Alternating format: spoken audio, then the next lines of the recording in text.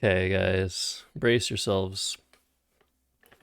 This is the most insane game that I played in the Montreal tournament uh, last month. And is it still last month? I should probably stop saying dates so I can like post my videos whenever I want. But yes, this is round 9 of forgot to do the thing. Round 9 of 14, but game 9 of 13. Against Joel Horn, player who had a lot of history with, um, who I don't have a particularly good record against. And yeah, I'm hoping every time I sit down to not lose. But this was a great start for me, as these letters don't look so great unless, for one, you see the word koala on your rack or you see the bingo Toluca. After the game, Joel told me he didn't know that word, but he trusted that it was valid. Joel plays inane. I play grief, which is a bad play. I just jumped at the points here. There's really no reason for me to maximize my score and keep UV on my rack and open the board in this spot. Playing Gov alongside inane, making GIUN and VAT is perfectly sound. And yeah, there are a couple other plays that are also pretty good that leave much better than grief. So this is, I think, a significant mistake. I classify it as a medium-sized mistake. And if you're wondering what is medium, what is small, what are these hashtags? There's a website, randomracer.com, developed by another Josh Castellano in the Scarlet community, to as a way to try and, I guess, organize the annotated games that are on cross tables in a way that is,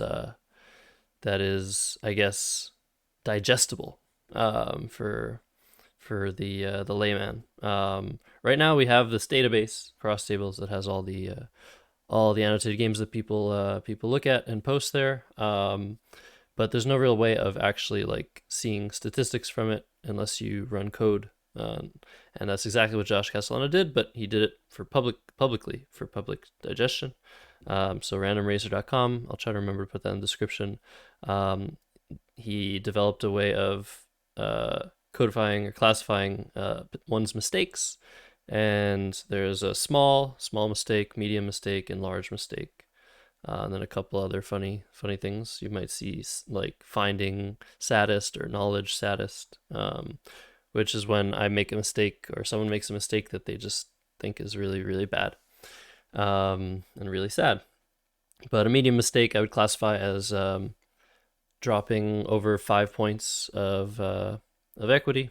And of course, the engines aren't perfect, and taking these results with a grain of salt is always important. So very often when a move is shown to be a few points worse than another move in the Quackle engine that I use, I often don't classify it as a mistake. I often just say it's questionable, because it's very hard to know whether that's actually accurate information, given limited resources at our disposal in the Scrabble community to really determine what the best plays are without perfect information.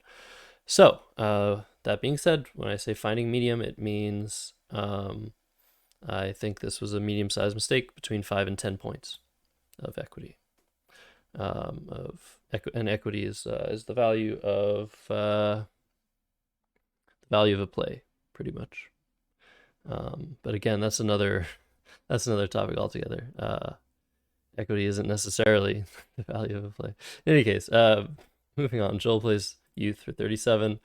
This game is going to get really crazy, so I should probably move forward a little bit. Virtue J8 is a very weird move. It's possibly okay. It gets rid of all the junk and is decent defensively. And this is just fine. Again, I'm just trying to score points.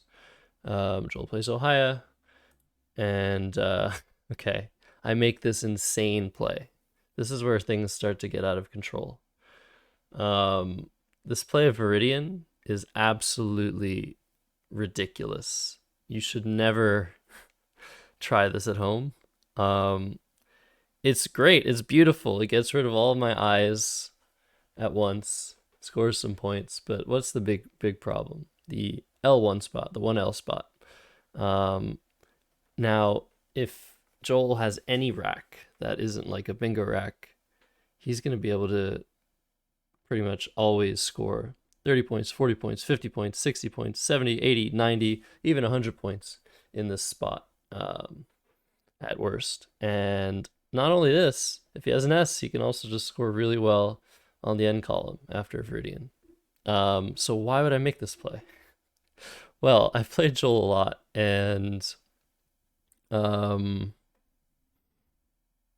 yeah, I knew that he had a bingo. He was actually pointing at the board, like maybe trying to be subtle about it, but he's pointing at the board, going like this, like this. And he went 8 times, and he was mouthing how much it scored, whatever he was looking at. And so I knew he was bingoing somewhere on the board. And so this could have blocked his bingo. But most of all, I was just trying to create a situation that when he bingos, I'm able to respond and score really well. Hopefully on the first row. So that was the whole point of this play. It's a complete insane maneuver. It did work out this time. I might have totally screwed up. This could have really backfired. But yeah, inputting his exact rack, this play does a slightly better than the normal play of Needy at 4A that has its issues because I don't want Joel to triple. So I don't think I would ever make the play of Needy. It's just way too dangerous with 2 blanks out.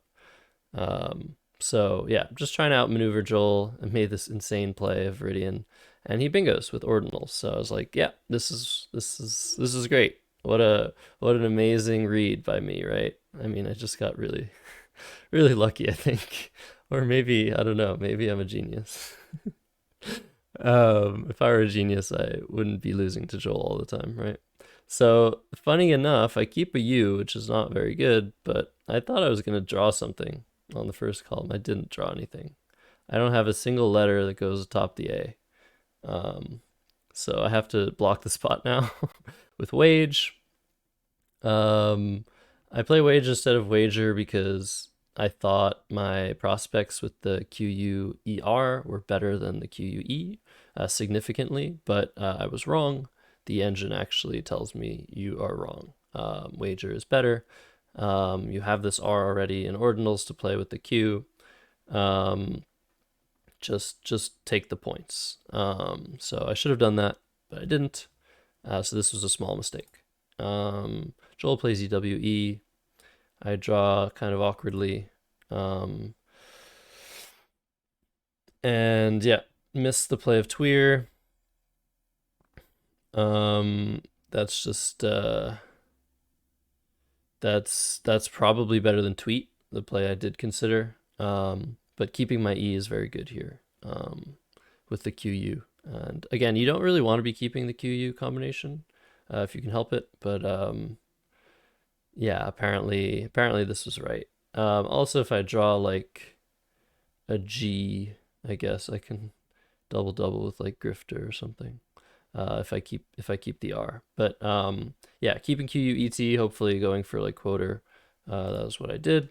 And Joel lays this word down, and this was really funny because as soon as the play started to hit the board, like he put down the blank O, then the NALI. He didn't tell me what the blank is. When you play a blank in over the board Scrabble, you're supposed to put your play on the board and then circle a little paper that designates what the blank is supposed to be. So you don't know what they're playing unless you can figure it out based on their play. But I knew that after he put down the I, it was either tonality or it was a phony. And so he puts down the Z, and I'm like, okay, great. This is a phony. I'm going to get my turn back. He's not going to be scoring 100 points here. And the crazy thing about this, the first crazy thing about this, there are many crazy things about this, and you'll see very soon. The first crazy thing about this is that this word or non-word was played, either played or thought of. I think it was thought of, actually. I think in the ultimate game, in the final game of the National School Scrabble Championship that was held in Washington, D.C. this year, it was a 2 versus 2 tournament, and one of the teams had a toenail on their rack, or elation toenail, and they were about to play tonalize, like, desperately. They didn't think it was a word, but they were going to try it to a Z that was on the board. But their opponents actually gave them a better spot. I think their opponents played Gone, Gone, giving them an A hook of Agon, and they actually clinched the tournament because of that blunder. Because neither of the two teams actually knew the word Agon, but they determined, the team that played Agon and Toenail, or an Elation, I think, or maybe it was Toenail, determined that that was a better try than Tonalize. So if these kids are not playing Tonalize, and then a weathered Scrabble expert plays it, it's just very improbable. It's extremely improbable that this would happen. So anyways, the play comes down on the board, and of course I challenge, because it's not a word, and I don't want Joel scoring 101 points. And this is my draw. And so I'm like, wow, great, okay. So I have a 100-point bingo of my own. I have Bosket and Youths.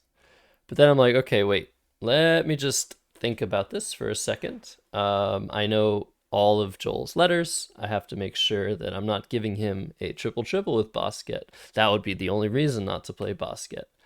And so I'm looking at the T, imagining the T over here at 15L, and I'm imagining Joel's letters of EILN, AEILN Z blank. And I'm like, okay, no. Okay, no. I don't see a triple. Great. Sorry about, like, I should have input his actual rack. That would have shown the rack here, but I'm just imagining in my head. So I'm like, okay, I'm playing Bosket, 100 points. However, neither of us realized at the time that Joel had a triple through this T. But wait, there's more. The other thing I considered here was the fact that Joel had an actual bingo from the T of Teaseling for 128 points that he had obviously missed. Otherwise, he would have played that instead of Tonalize the first time around. So I'm like, okay, maybe I should Teaseling. I don't know, what should I do? But no, he has Zine for 50. Like, he has so many insanely good options here with his rack that I'm just like, no, I gotta just focus on my own stuff. Just hope he makes another mistake. He doesn't see Teaseling. Maybe he'll see Zine. That's fine with me. He'll keep the blank, and it'll still potentially be a game, even though I'm going to be up by 100 points. So I play Bosket. Now, the triple. Pause the video if you want to find the triple with this rack. Because I didn't see it, but guess who did see it? My previous opponent, Chloe Fatsis, right as I told her about this crazy thing. She's like, what? Zenithal. So Joel has Zenithal. For how many points you guys want to count? 10, 11, 12, 13, 14, 15, 16. 16 times 9. 144. He has 194 points for Zenithal. I'm ahead 151. He'd be going ahead 48 points if he finds this. So actually, if I were playing a perfect opponent, um, I should be playing Bosk uh, and Youths, I think, or I think it's Bosk and Youths that has the best valuation when I put it into the engine. It says, nope, you're not allowed to get 100 points because you know your opponent's rack. I inputted his rack, and you know that you're giving him Zenithal, so you have to keep the T off of your play, score not 4 fewer points, but 54 fewer points to play Bosk, because otherwise your opponent's going to triple triple. Obviously, no one in their right mind should ever do this. Ever. Especially when an opponent has played a phony word and missed a better word in that same spot. There's no way on earth that you should be trying to play the optimal move here of Bosk in the same spot. But it's just so totally ridiculous that this position even saw the light of day over a Scrabble board. You're not supposed to know what your opponent has at this stage of the game. But it was from an error. It derives from an error. And the only way to continue this game is to be like, no, no, no, no, no. I'm not gonna I'm not gonna let you like get away with this error and find Zenithal. Um, I'm gonna keep the T off. That's the optimal play here. It's just totally ridiculous. Anyways, I played basket. I was the moral of the story, guys, is that me missing Zenithal saved me so much stress.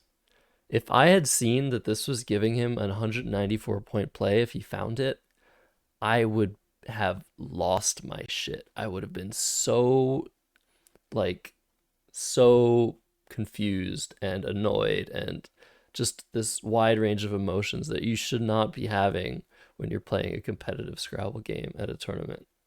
There would be no Zen left in Josh if I had seen this. So, lucky me, I just made this boneheaded mistake, and Joel doesn't see Teasling for 128, doesn't see Zenithal for 194, doesn't see Zine for 52, and plays Zin.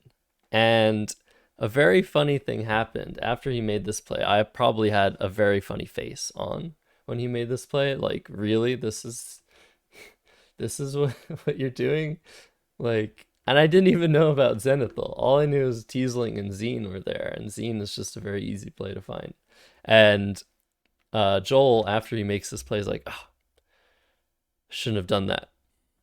Like, after having made his play on my time, and I was like, oh, like you see Zine now, and he's like, yeah, and I'm like, well, I think you had something even better. Little did I know, he had something even better than even better.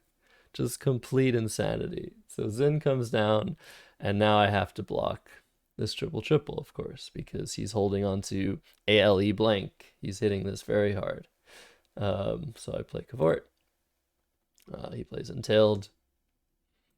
I play Crypt. And the only reason I was able to play Crypt and see it with such ease, I think, is because of Woogle's puzzles. There was a puzzle that I missed the solution to on woogles.io, where the best play was Crypt to a T at 5H from H1. And luckily for that, I saw it this time. So thank you, Woogles. I appreciate you helping me out. Maybe I would have seen it regardless, but who knows? Joel plays Ego. I play Prex. Now the game's obviously over. I had 170, and Joel can no longer bingo twice, but he plays Columned for 95, and I'm just like, really, dude? Like, why? Why am I not winning this game by like 300 points? But yeah, good for him. And he draws into Juba, which plays here and here. Um, and I'm just like, wow, I only have an A. Like, how am I supposed to block both Jubas without like making a ridiculous move from the B? Um, so yeah, this was very annoying as well. Because the only way for me to block Juba, um, I thought was playing through the B, which is just really terrible. But then I saw a more a better plan that I should have seen quicker in this endgame, and that is playing here using the board in a different way to block Juba this way. Both of the spots are now blocked because I was able to play on the row right above the row where the play starts or the plays. So I play fasts, um, and I should have played masts because he's not blocking diff. Diff scores the F scores 12 in diff, and in dim the M scores 9. So diff scores 3 more points. Fast scores 2 more points than masts, which makes masts 1 point better because that is how math works. And I should have been able to figure this out, but I didn't. Joel plays Jube. I play dim. Final scores 474 for me, 383 for Joel. And thank the Lord I had not a clue about Zenithal being available after Basket. And what a ridiculous sequence. Starting with Tonalize, Basket, Zin. Like, totally ridiculous. Completely insane. Anyways, that's the game, guys. Hope you enjoyed. And yeah, I don't think nothing this insane happens for the rest of the tournament. I'm now 5-3 because I had a bye. I had a round where I didn't have an opponent, and there are now 5 more rounds to go. 4 more rounds to go. Yeah, I guess I was technically 6-3. A bye sort of counts as a win. So 4 more rounds to go. So I still have a chance in this tournament of cashing. However, it's going to be really difficult to catch up to Jared, who was I think undefeated at this point, or maybe he had 1 loss. So yeah, that's that, and I'll see you guys next time.